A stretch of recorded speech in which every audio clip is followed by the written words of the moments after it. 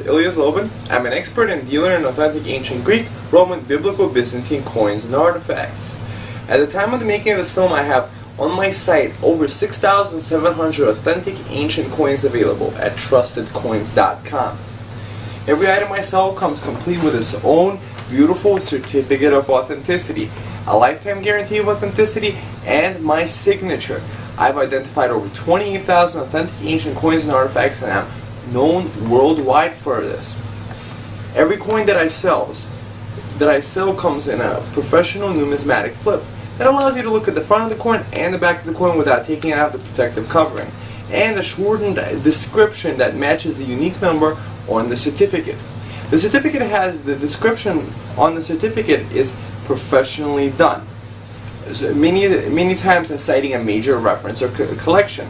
In the back you get the history of the item that you have purchased. So whether you're brand new to the collecting field, or you would like to make a great gift for someone with the beautiful presentation this is, or if you believe as I do that this is the best investment out there, you may want to check out my site, trustedcoins.com. Today I'm going to be discussing Roman Emperor Avitus. I have some of his very rare coins in my store. You may want to check that out. This is what Avitus looked like. Oh.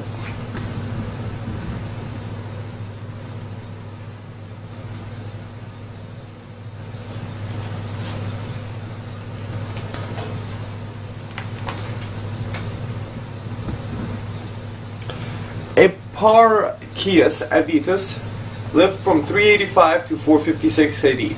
Was Western Roman Emperor from 455 to 17th of October 456. A Gallic Roman aristocrat, he was a senator and high-ranking officer both in the civil and military administration, as well as Bishop of Piacenza.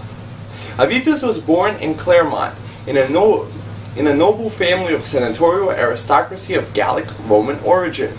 His father was Flavius Iulius Agricola, consul in 421 AD. Avitus studied law. He then started a military career. He served under the magister Militum Aetis. In 437, after being elevated to the rank of vir insultris, he returned to the Avernia, where he held a high office, Magister Militum per Gallicus. In 439, he became Praetorian Prefect of Gaul. Before the summer of 440, he retired to private life in his lands, called Avitacum, near Clermont.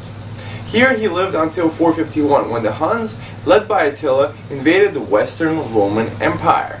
Avitus used his own influence over Theodoric to convince him to an alliance between Visigoths and Romans. Theodoric and Aetius defeated Attila in the Battle of Chalons, although Theodoric was killed there. In the late spring of 455, Avitus was recalled to service by Emperor Petronius Maximus and was elevated to the rank of Magister Militum.